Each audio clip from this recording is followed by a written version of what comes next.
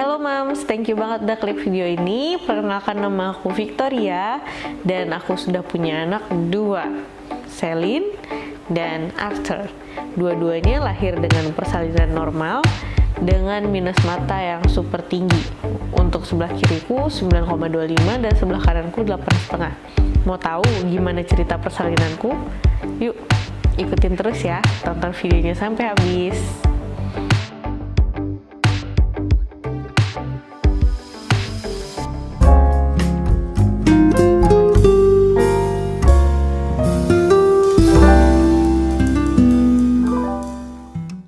Sebelum kita mulai sharing, boleh dong teman-teman, moms, dan juga siapapun yang lagi nonton, klik tombol subscribe dan nyalain lonceng notification-nya, karena kamu akan dikasih tahu kalau misalnya kita upload video baru, video tentang sharing, tutorial, resep, dan juga journal family kami. Semoga bermanfaat ya. Dan buat moms yang pengen sharing, ada yang mau ditanyain, boleh dong ramein komen-komen di bawah. Nanti kalau misalkan ada waktu, pasti aku akan sempetin untuk jawab pertanyaan moms. Dan semisal ada yang kurang ngerti, nanti aku coba cari, coba aku diskusin juga sama dokter aku. Ya, jadi mungkin moms yang belum kenal aku, sekali lagi tadi aku udah pernah diri ya di awal ya.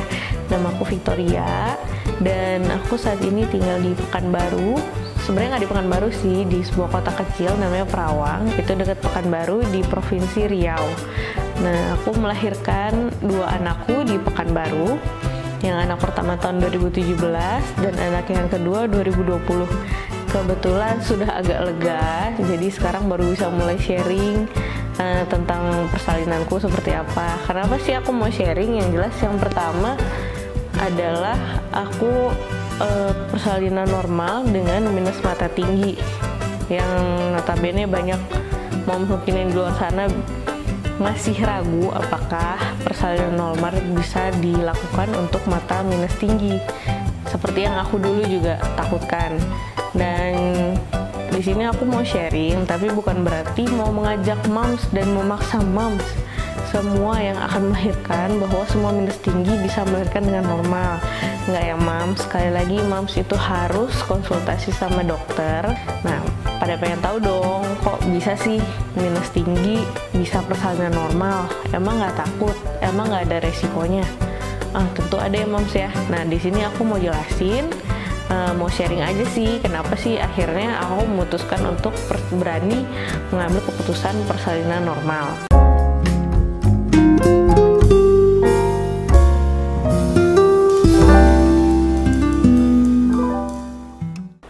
Jadi kalau boleh kita cerita dulu ya soal pertama adalah tentang mata dulu. Karena di sini yang kita takutkan adalah mata dengan minus tinggi. Mataku itu minus tinggi. Minus tingginya untuk sebelah kiri 9,25, sementara sebelah kanan itu 8,5. Jadi bisa dibilang udah di atas rata-rata ya, dari semua teman aku, dari aku SD sampai sekarang udah kuliah punya anak, gak pernah ada yang minusnya lebih tinggi daripada aku. Paling 1 orang dan itu cowok ya, jadi nggak bisa juga aku ajak sharing buat melahirkan dan gimana-gimananya. Jadi minus mata ini atau rabun jauh, sebenarnya apa sih rabun jauh itu moms? Kalau moms tahu, rabun jauh itu adalah suatu kondisi di mana mata kamu tidak bisa melihat objek dengan jarak yang jauh. Jadi moms harus lihat bener-bener deket banget. Makanya kadang kalau misalkan nggak pakai kacamata, yang akan aku lihat adalah blur semua. Dunia itu blur, bener-bener nggak ada garisnya, wajah tuh rata. Pokoknya jarak pandangku cuma deket banget. Jadi mungkin kalau baca itu cuma sampai segini dan itu baru bisa kebaca. Jadi kalau misalkan udah kayak gini nggak kebaca lagi, bener-bener nggak kebaca. Nah itu minusnya udah parah banget. Itu dari kecil aku pakai kacamata dari SD kelas 2, dan itu pertama kali aku pakai kayaknya minus 1/4. Awalnya ketahuannya tuh kenapa sih kok bisa minus. Jadi aku duduk di paling depan, sebelumnya aku duduk di paling belakang, dan itu biasanya kelihatan di kelas 1. Karena kelas 2 itu aku mulai ngerasa nilai aku kok jelek-jelek amat, terus kok catatan kok jelek, tulisannya makin jelek, aku nggak paham tulisan guru ini apa gitu. Jadi kemudian orang tuaku memutuskan untuk mengecek mataku dan ternyata memang betul minus. Dan kebetulan kedua orang tuaku juga memiliki minus mata yang kebetulan juga untuk ayahku dia cukup tinggi juga minusnya. Jadi sebenarnya minus yang saya dapatkan ini lebih karena genetik ya. Makanya waktu itu pernah juga saya konsultasi sama dokter. Itu kalau kamu mau minum jus wortel sekalipun, jadi kan dulu mitosnya ya kalau minum jus wortel itu minusnya bisa turun, itu enggak ya. Jadi banyak mitos-mitos juga mengenai mata.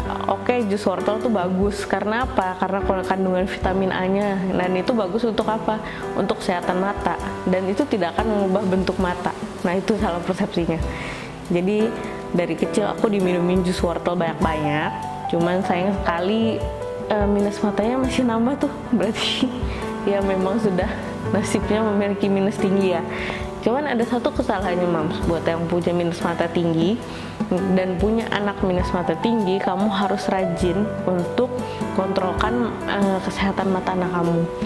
Jadi kebetulan karena mungkin dunia tidak seperti sekarang ya, zaman dulu informasi kan susah didapat. Kalau sekarang kita udah bisa browsing, udah bisa tahu apa sih yang bener, apa sih yang dokter saranin, mungkin yang lain, atau kita bisa cari jurnal ilmiah atau sebagainya. Anak kamu, supaya misalkan kamu ngerasa anak kamu buram matanya, tiap naik kelas saya hampir bisa dibilang ganti kacamata ya setiap tahun ya. Nah setiap tahun itu saya ke optik, di box optik, dan di situ akan dites matanya, baik yang secara pakai alat ataupun dia yang secara manual yang pakai kacamata itu, baru nanti ada tulisannya kita suruh baca. Nah itu kan hanya dari optik. Sebenarnya kita nggak tahu gimana sih kondisi matanya, tekanan matanya seperti apa. Jadi kita cuma taunya minusnya nambah. Nah, nambah ganti kacamata lagi, nambah ganti kacamata lagi, tambah lagi minusnya sampai akhirnya di umur saya yang berapa ya, 17 ya, minus mata saya udah 5. Itu berarti SMA. Terus kemudian saya kuliah, banyak aktivitas yang pakai komputer. Saya juga ada sedikit desain, dan itu lihat komputer itu makan waktu lama banget, bisa semalaman cuma buat ngedesain, dan itu juga semakin meningkatkan minusnya jadi makin tinggi. Walaupun kadang udah kita paling kecil kan kontras layar itu tetap aja kayaknya mengganggu gitu ya.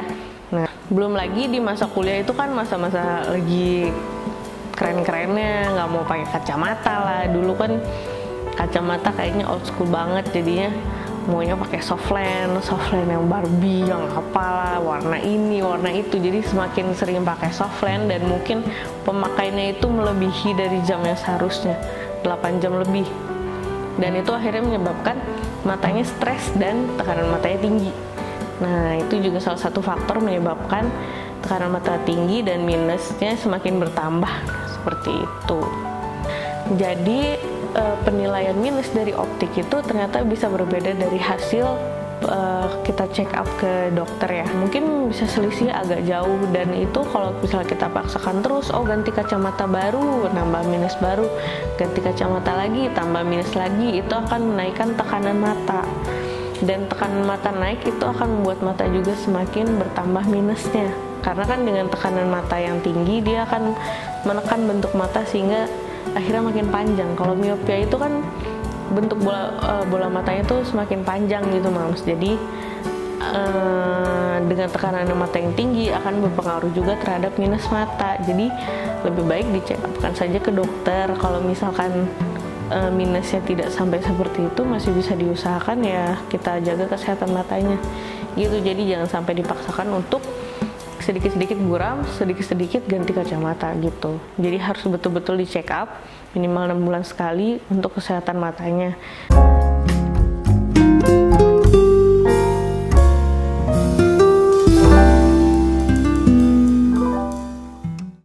Awalnya udah nggak tahu lagi bisa atau enggak. Sebelumnya sih aku udah ganti beberapa dokter. Yang satu kurang mendukung ya, karena dia belum pernah menangani pasien dengan minus tinggi.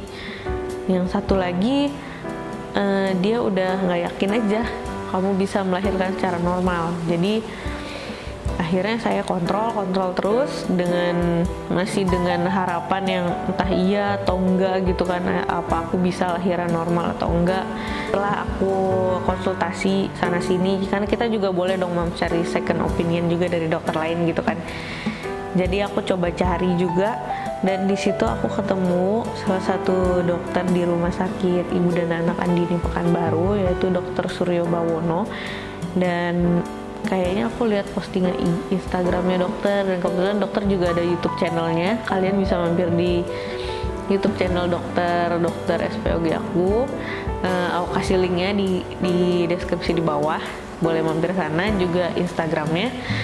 Nah, jadi di situ mulai aku sama sosok dokter Suryo.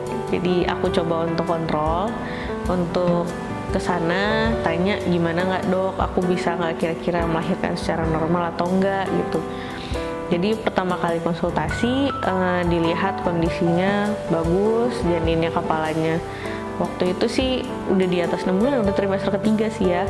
Aku baru mulai sama dokter Suryo dan itu udah bagus, udah di kepalanya juga kayaknya indikasinya ke bawah ya. Jadi aku nggak punya kelainan persalinan apapun ya, kehamilan apapun, maksudnya kayak plasenta previa nggak ada, preeklamsia juga nggak ada.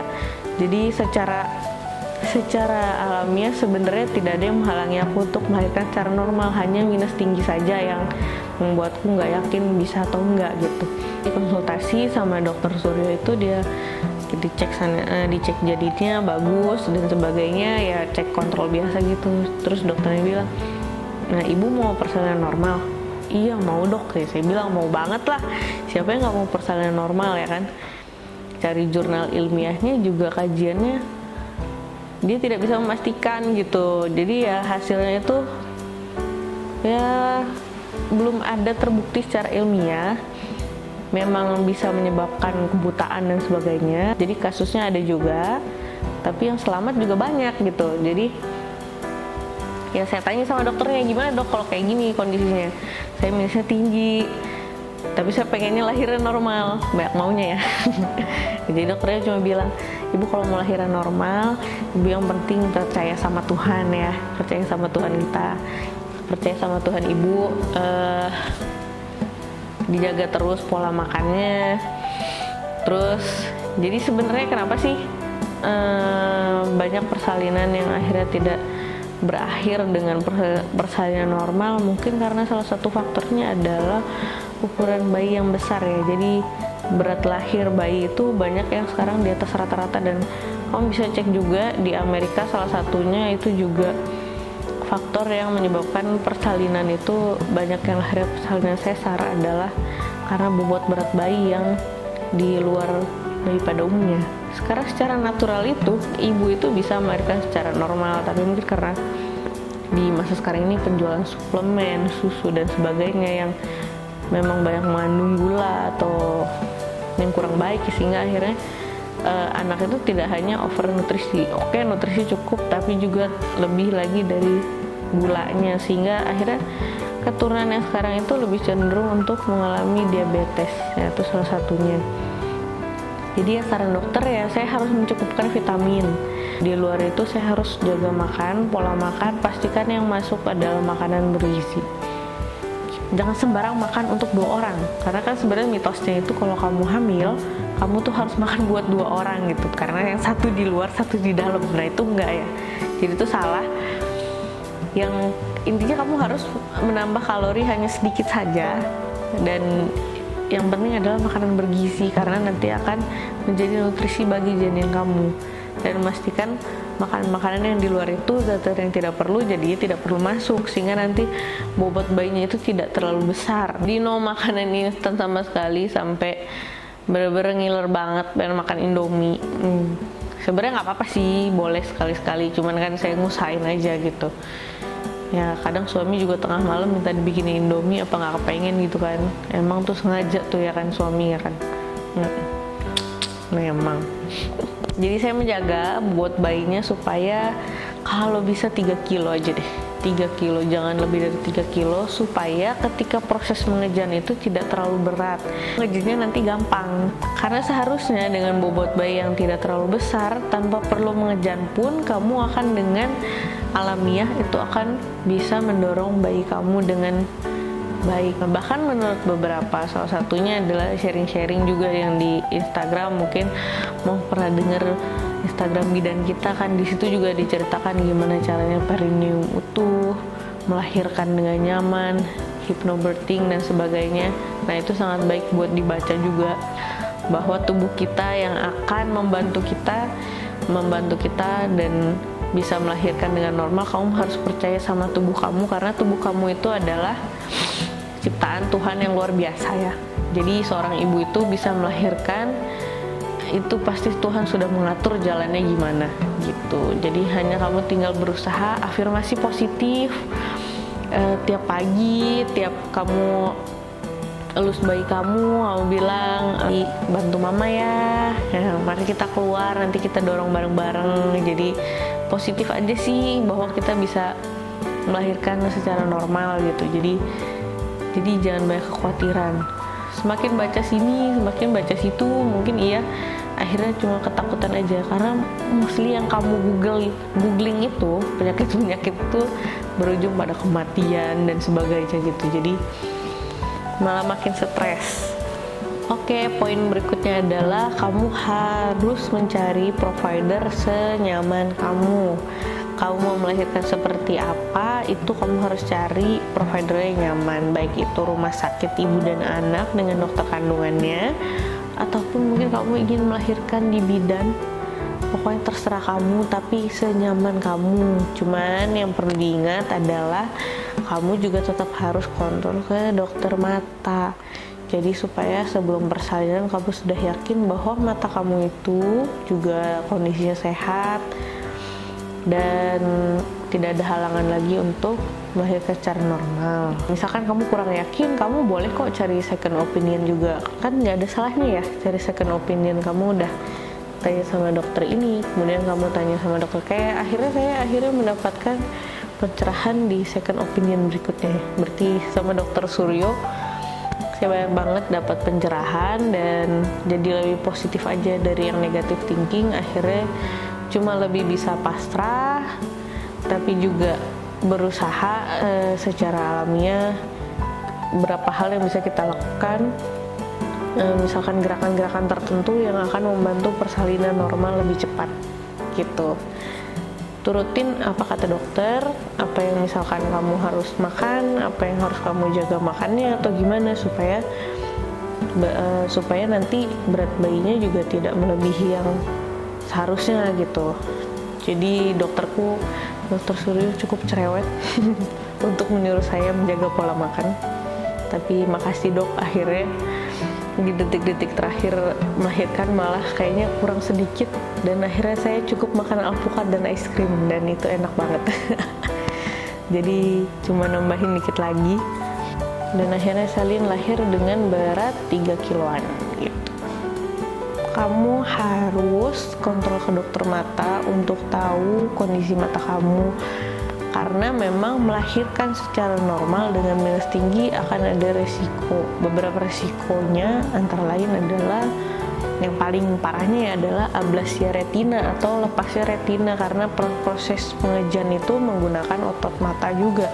Tapi bukan cuma mengejan, sebenarnya pada kondisi sehari-hari, entah mengangkat barang atau apa yang sembarangan, itu bisa saja terlepas. Jadi bukan hanya karena proses mengejan atau persalinan, itu bisa terjadi sama siapa aja. Jadi kamu mungkin persalinan malah nggak kenapa-napa, tapi malah ketika kamu angkat barang yang terlalu berat di luar dari kapasitas kamu, di situ malah kamu ablasia retina. Tapi amit-amit lah, jangan sampai terjadi ya ablasia retina ya. Jadi makanya kita usahakan supaya matanya tetap sehat gitu. Yang penting juga dijaga gitu. Jadi kalau misalkan ablasia retina itu bisa berujung pada kebutaan. Karena kan di situ yang menangkap syarafnya, sensornya semua di situ, di retina itu. Jadi kita udah otomatis pasti buta di situ. Nah, serem kan? Daripada serem, daripada serem-serem gitu. Moms cek dulu, pastiin dulu ke dokter mata supaya yakin bagus atau enggak. Ada yang bilang nanti tipis lah retinanya, kalau retinanya tipis, atau mungkin pernah operasi mata atau pernah mengalami sobekan di retina. Nah itu harus hati-hati, atau sobekan pembuluh darahnya itu harus hati-hati, harus tanya sama dokternya, yakin-yakinin lagi. Kalau misalkan dokternya kasih lampu hijau, kamu jalan. Jadi selama hamil anak pertama dan kedua itu saya nggak pernah pakai softland blast, bener-bener nggak pernah pakai softland. Paling itu sekali, dan itu cuma 4 jam ya, dan cuma bener-bener nggak mau deh, bener-bener kapok yang namanya pakai softland. Jadi yang penting anak dulu, nggak usah pakai softland, yang penting bisa melahirkan normal, nggak usah kece-kece badai, yang penting balik lagi bisa melahirkan normal.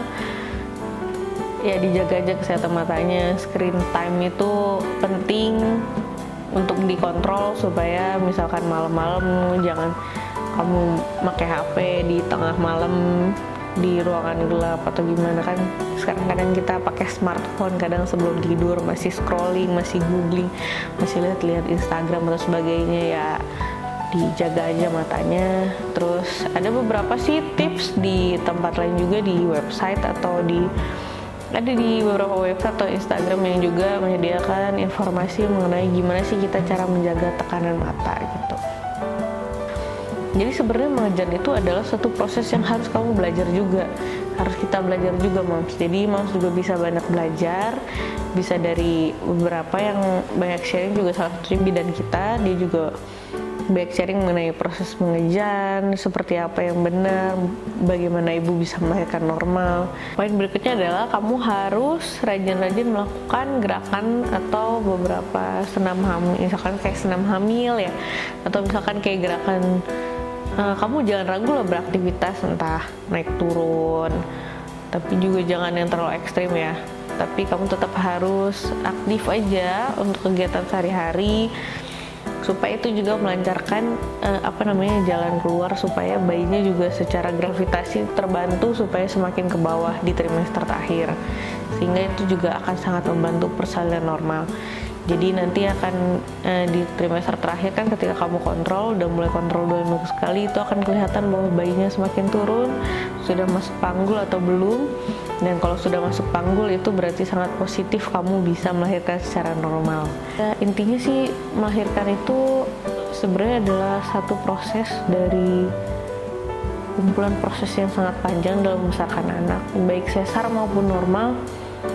Balik lagi, semuanya tetap ada baiknya, dan itu cuma sebuah perjuangan awal dari perjuangan panjang membesarkan anak, dan juga tidak akan mempengaruhi kesuksesan anak kamu apakah dilahirkan secara normal atau sesar.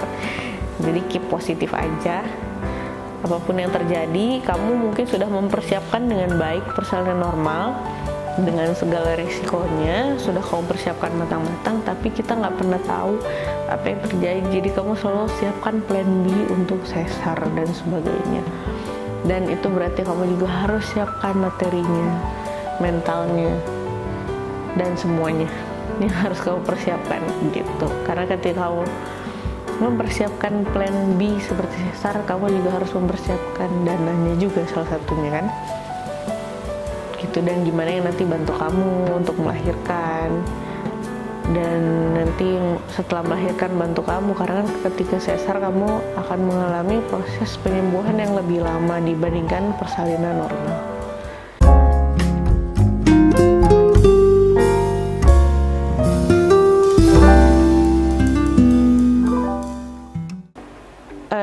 Saya nggak bisa juga nyaranin buat teman-teman yang minus tinggi, ayo persalinan normal. Baik lagi, itu yang memberi keputusan adalah diri kamu sendiri ya. Jadi kamu yang bertanggung jawab atas diri kamu yang lebih yakin diri kamu seperti apa. Kamu boleh cari dan wajib mencari opini dari dokter, itu wajib, karena memang sudah bidangnya dokter untuk mengetahui apa yang baik atau tidak juga. Tapi balik lagi, kamu yang memutuskan apa yang baik juga buat kamu gitu. Jadi kamu bisa cari second opinion dan juga belajar dan juga lihat sendiri, melihat dengan mata sendiri faktanya seperti apa. Jangan terlalu takut untuk mengetahui bahwa ada kelainan atau memang ada resiko atau apa. Terbukalah dengan informasi mengenai resiko dan sebagainya, tapi kamu harus tetap bisa memberikan pikiran positif terhadap diri kamu sendiri, karena tanpa pikiran positif itu sangat susah. Bahkan untuk 6 bulan pertama saya cuma isinya stres, kira-kira bisa lahiran normal atau nggak penting padahal banyak yang harus diurusin gitu. Jadi buat teman-teman yang minus tinggi, moms yang minus tinggi mau melahirkan ya, dari beberapa tips yang bukan tips ya, beberapa sharing atau masukan yang coba saya bagikan supaya moms tuh nggak stres dan bisa lihat bukti nyatanya kalau ada saya yang bisa melahirkan, yang puji Tuhan bisa melahirkan secara normal. Tapi saya tidak bisa mendorong moms untuk lahiran normal atau sesar, semua balik lagi ke moms, juga persetujuan suami, dan juga yang penting persetujuan providernya yang akan melaksanakan persalinan moms. Ya kan nggak bisa juga kamu memaksa, misalkan ternyata memang harus persalinan sesar bukan karena minus tinggi, bisa juga karena ada kondisi seperti eklamsia atau sebagainya, ya kamu harus pentingin yang pertama adalah keselamatan anak kamu lebih daripada keselamatan kamu gitu. Kalau bisa sih dua-duanya, cuman ketika kita jadi ibu pasti akan berpikir supaya yang diutamakan adalah anak terlebih dahulu. Ya gitu moms, thank you udah dengerin sharingan aku, mungkin panjang banget ya, tapi semoga bermanfaat buat moms yang minusnya tinggi dan akan mau melahirkan. Aku doain semoga lancar persalinannya, apapun pilihan kamu, mau normal atau sesar, dan ketika kamu memutuskan normal, semoga tidak ada resiko atau efek samping yang bisa moms terima. Semoga lancar semua. Dan kalau misalkan ada yang mau ditanyain, boleh dong kasih komentar ya di kolom komen ini. Coba kita sharing, misalkan ada momen yang mau ditanyain, boleh nanti kalau ada waktu tentu saya jawab. Thank you and see you on the next video. Bye-bye.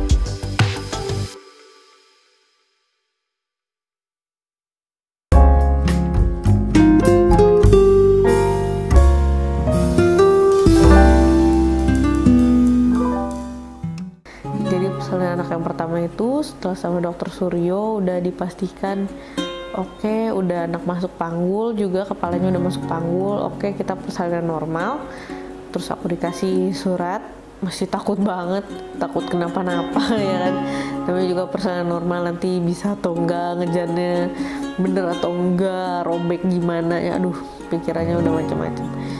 Cuman untungnya banyak yang support juga, suami juga support, ada juga keluarga suami juga support, semuanya support, sehingga pas di perjalanan tuh juga santai gitu. Jadi jam 3 pagi itu posisinya aku udah mulai mules. Jadi Selin itu lahir di weeks mau ke 40 ya, 39 mau ke 40 gitu. Itu di perjalanan dari rumah ke rumah sakit itu sekitar 1,5 jam, karena saya itu di kota kecil, bukan di kota Pekanbarunya. Jadi masih sekitar 1 sampai 1,5 jam untuk perjalanan sampai di Pekanbaru. Dan itu jam 3 pagi aku mulesnya. Di jam 3 pagi kita udah mulai pinter dong bedain kontraksi mana yang palsu. Ya udah belajar dikit lah, ya namanya juga harus memberdayakan secara ilmu. Jadi kita udah mulai kerasa ini kayaknya palsu atau enggak. Cuman yang ini udah lain banget nih, dia udah mulai kayak teratur kan, udah mulai ada jaraknya, mulesnya. Kemudian ketika dipindah posisi masih kerasa juga ada mulesnya. Dan pas jam 3 pagi itu aku coba kamar mandi dan disitu udah keluar lendir bercampur darah. Wah udah gak bener nih, udah pasti mau melahirkan nih.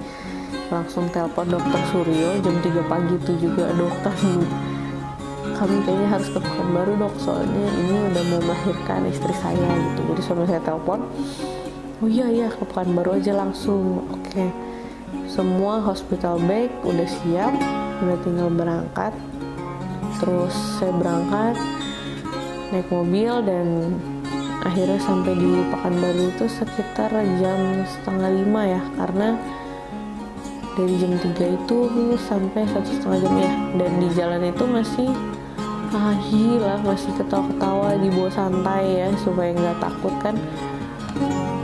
Naik mobil juga agak tenang, jangan sampai nanti keburu-buru malah nanti kenapa-napa. Jadi semua benar-benar tenang, situasinya benar-benar tenang, masih rileks. Sampai di rumah sakit Andini, RSIA Andini di Jalan Nangka Pekanbaru. Di situ masuk ruang bersalin, ganti baju dan langsung dicek bukaan, dan ternyata sudah bukaan 3 di pukul 4:30 lewat lah, udah mau jam 5.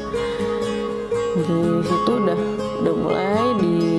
mulai mulasnya makin kerasa, dan akhirnya sekitar jam 6 itu udah kan naik bukaannya, bukaan 3, bukaan 4, akhirnya pecah ketuban di bukaan 6, jam 6. Dan di situ mulai gila, udah mulai campur aduk rasanya kalau udah pecah ketuban, udah mulai kerasa mau ngejan. Nah di situ udah mulai belajar ngejan. Wah, anak yang pertama ini ngejannya nggak pandai. Kalau bahasa sini nggak pandai, udah pandai dong. Jadi masih belum pinter ngejannya, sampai akhirnya dimarahin. Iya, udah mau melahirkan dimarahin lagi. Ya, dimarahin sama suami sih. Dokternya juga marah. Maaf ya dok ya, belum pinter. Karena takut gitu kan. Akhirnya jadinya kayak kaku, badannya kaku gitu. Cuman diingetin terus, relax, ngejan yang bener. Akhirnya dengan segala posisi miring adalah yang terbaik. Waktu itu posisinya miring, dan anaknya keluar. Aduh, seneng banget. Akhirnya keluar jam 7 lewat ya, 7:30 gitu. Tapi di situ tadi sedihnya ya, pas keluar itu nggak langsung nangis gitu. Jadi Selin tuh keluarnya masih biru dan belum berubah warnanya pink, nggak ada suara tangisan sama sekali. Sakit melahirkan, sakit yang dari tadi mules tuh udah hilang sih begitu anaknya keluar ya. Cuman langsung jadi sedih banget karena harus resusitasi. Anaknya nggak bisa, kayaknya waktu itu udah stres gitu kan, karena saking proses mengejarnya itu terlalu lama gitu. Sebenarnya sih nggak terlalu lama juga, tapi mungkin karena proses mengejarnya yang kurang pinter gitu tadi ya. Yang walaupun akhirnya setelah dipaksa berjuang, pokoknya ketika kamu udah di ruang persalinan normal, kamu udah pas fasenya persalinan, itu kamu udah nating tulus, semua kamu ngerahin lah supaya anak kamu tuh keluar gitu. Jadi akhirnya diresusitasi sama dokter Surya, dan di situ dia nangis. Begitu nangisnya pecah, langsung nangis, bener-bener happy. Seneng banget, makasih banget lah sama Tuhan udah kasih kesempatan, udah bisa jadi ibu dan anaknya selamat gitu, lahir dengan sehat. Udah seneng banget. Nah, itu pengalaman lahir yang pertama. Jadi jaraknya dari mules jam 3 sampai anak lahir 7:50, berarti tergolong lumayan cepat juga ya bersalinannya. Itu syukur banget deh. Dan cerita yang anak kedua lebih lucu lagi. Yang anak kedua ini dia lahirnya 2020 bulan Februari tanggal 24. Jadi pas hari itu sebenarnya mau kontrol niatnya. Jadi perkiraan lahirnya itu sekitar bulan Maret pertengahan, tapi dia malah maju di Februari pertengahan. Februari udah mau akhir sih, 24 Februari, harusnya dia sekitar HPL itu 13 atau 16 Maret gitu. Tapi bersyukur banget juga karena udah pas musimnya corona gitu kan, udah ada COVID-19, tapi akhirnya bisa melahirkan sebelum PSBB. Wah, itu juga tahu aja kayaknya dia ya, pas harus keluar sebelum PSBB gitu kan. Karena akhirnya Pekanbaru itu akhirnya jadi red zone, jadi zona merah gitu. Dan di situ tadinya yang mau kontrol doang kaget nih dokternya, masih dengan dokternya sama ya, dokter Suryo dokter andalan. Jadi kaget dokternya, Bu nggak kerasa apa-apa? Enggak dok, nggak kerasa apa-apa. Ini tuh bayinya udah dibawa Bu. Hah, yang bener aja dok. Itu jam berapa ya? Jam 11 lewat lah, setengah 12 tuh masuk ruang kontrolnya, dicek, alamak udah turun lah, udah masuk ke panggul. Dan saya bener-bener hari-hari tuh cuma ngerasain apa ya, cuma mules gitu, mulesnya tuh bukan mules sih, sakit pinggang namanya, sakit pinggang, tapi ya belum mules yang kayak anak yang pertama gitu. Tapi pas kontrol, saya cek ya Bu ya, saya cek langsung dicek, berapa kali cek, ternyata udah bukaan 1, kedua, udah mau bukaan 2, wah udah Ibu, udah ini harus langsung masuk ruang persalinan, mungkin malam ini lahir. Dokter bilang malam ini ya, tapi ternyata sore itu juga lahir, nggak sampai jam 4, dia jam setengah 4 sudah lahir. Luar biasa Arthur. Jadi masuklah ruang persalinan itu jam 12, tadi masih bukan 2 itu kan, ganti baju, udah gitu tiduran, cari posisi yang enak. Terus belum makan siang nih, baru niatnya nanti mau makan apa ya, makan Hokben, mau makan Burger King, mau makan Pizza Hut, udah pikirannya macam-macam mau makan siangnya, malam mau melahirkan. Akhirnya lapar banget, nanya sama mbak di sana, mbak perawatnya bilang, Mbak boleh makan nggak? Aku tanya gitu, boleh makan aja. Terus aku pesan aja sama suami aku. Jadi di situ jam 1 siang itu udah bukaan 3 ya, di situ aku lapar dan di situ aku cari makan dan akhirnya dibawain makan sama suami aku. Di situ aku makan akhirnya dibawain sticknya, warung stick, makan dulu di situ. Udah selesai makan, nunggu tidur, gila udah mulai mules nih, jam 2 udah mulai mules, guling sana sini, bolak balik, naik turun. Akhirnya jam 3, udah mulai pecah ketuban. Jam 3 itu jam setengah 3 pecah ketuban, dan itu udah buka 6 dan maju sampai ditelepon dokternya aja sampai kaget ya, dokter Suryo, dok cepet banget Bu udah mau melahirkan. Akhirnya dengan beberapa kali pengajian, puji Tuhan Arthur lahir dengan tenaga yang kuat, dengan proses pengajian yang udah lebih pintar, dan dia langsung nangis dengan suara yang kenceng banget. Senang banget, dua-duanya dikasih kemudahan persalinan. Nah itu semoga ya, itu semua bisa dialami sama mam semua ya, dimanapun mam berada, mau persalinan apapun, semoga semua lancar. Amin.